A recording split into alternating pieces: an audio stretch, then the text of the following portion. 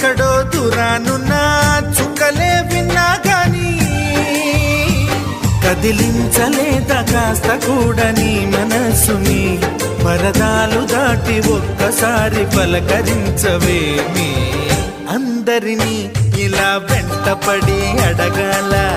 సరదాగా నువ్వే ఎదురైతే సరిపోదా నిద్రపోతున్న రాత్రి నడిగా గుడ్డికి చేరిన గువ్వల నడిగా